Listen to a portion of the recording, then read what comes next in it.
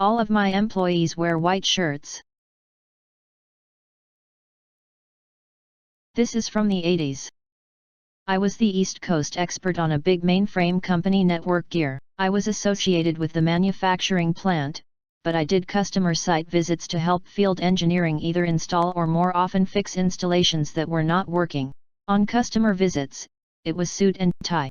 Since I often worked in computer rooms, I never wore white shirts because of the dirt issue. Plus TBH, they make me look like the STA Puff Marshmallow guy. Normal was an up and down striped button down shirt in a blue, pale green, etc. Fly to Boston to work with a sales droid on configuration of a system they were trying to sell to a big bank.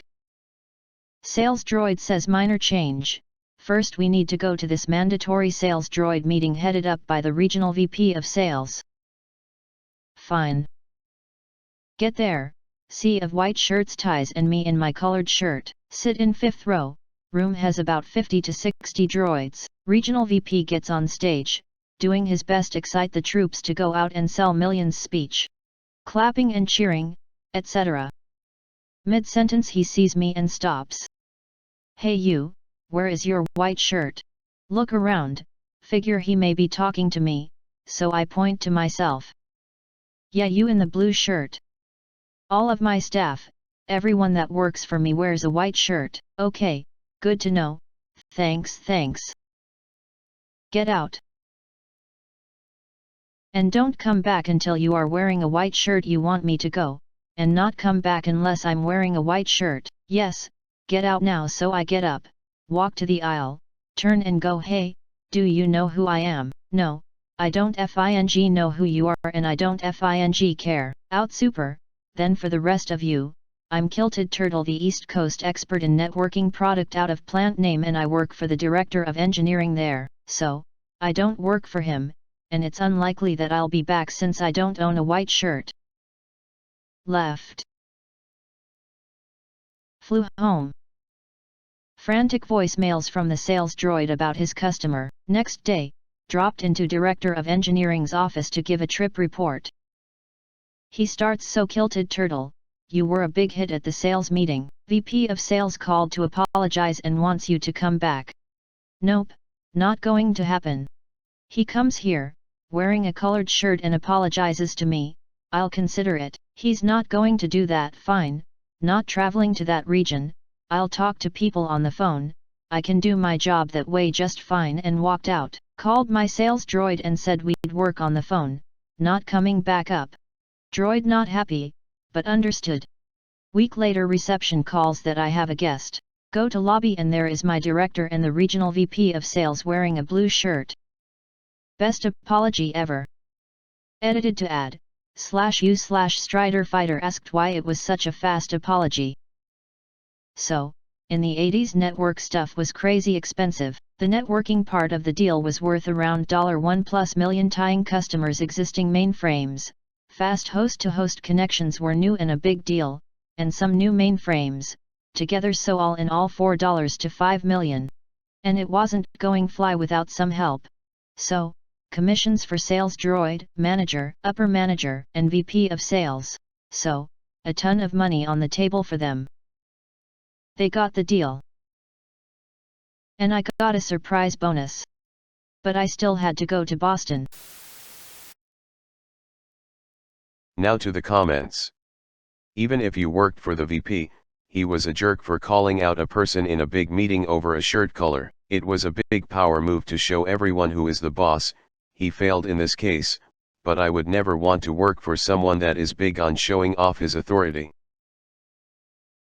I mean, this was a big corporate sales meeting in the 1980s, selling to East Coast banks no less. I think it's a pretty safe assumption that the VP was coked to 80s business shark heaven. Was his only regret that he had bone-itis?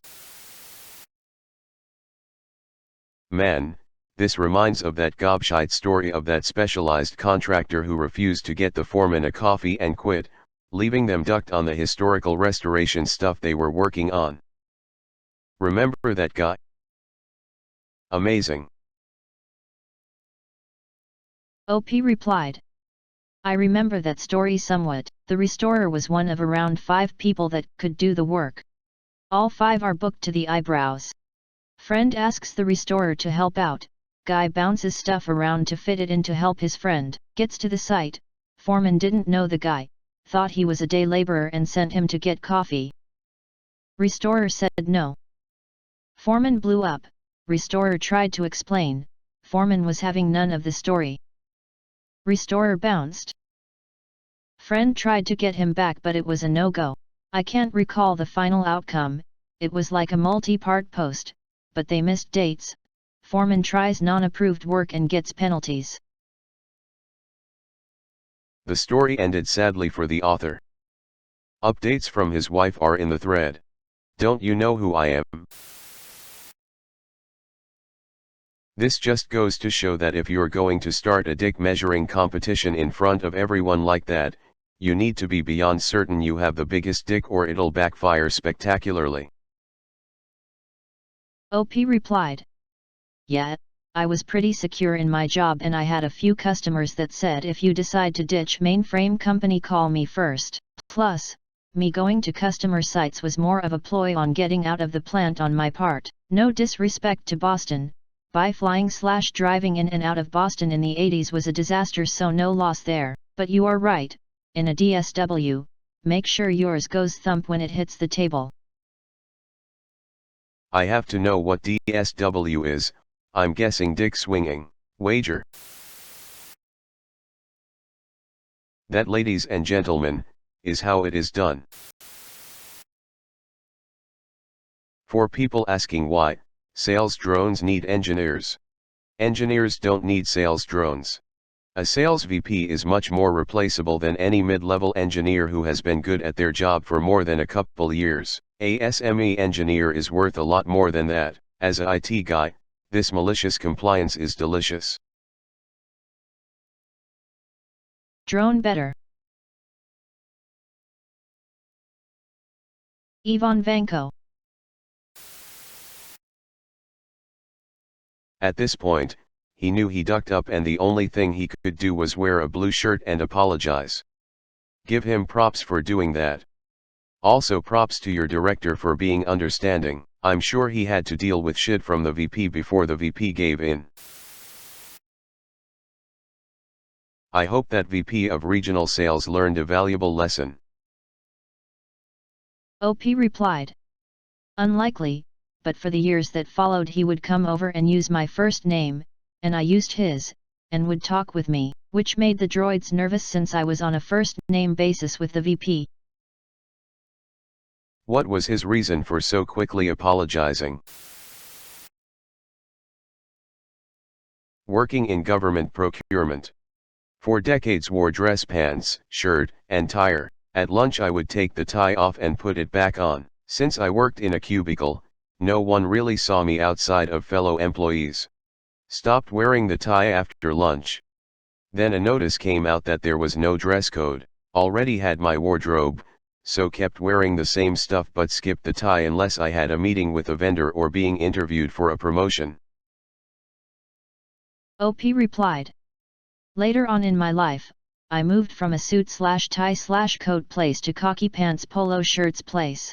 Had people working for me that also were former suit wearers. One day we started talking that we had 7+ suits that were expensive and we never wore. So, we did tie in a suit Tuesdays. Lots of strange looks. About 3 weeks in, standing in the hall talking to one of my suit buddies, another manager rocks up and says, "Hey, what's with the suits?" In a heartbeat buddy replies, "Job interview," and I go, "You too?" And we turn and look at the guy. He walks away. I get a call from the CIO, my boss, asking if there is something we needed to talk about. I get a call from the CIO, my boss, asking if there is something we needed to talk about. Nah, just ducking with people. My dad was a photographer who was hired by Megacorp to shoot their events and bigwigs. As an artist, part of his style was to wear tweed jackets, corduroy trousers, and non-white shirts. He looked professional and business-like, but still looked like the artist. There was the one company, however, where he figured out he needed to blend in. He has a dark suit and a set of 5 starched white shirts. They only came out when he was headed to Armonk or the 100% Club events. In the 70s when streaking was a thing, he had a joke. Did you hear about the streaker in the executive wing at Insanely Big Megacorp? A guy went running down the hall with no jacket and wearing a blue shirt. When I cleared his closet after he passed away, I found a set of 5 white shirts. They are in perfect shape. Salute.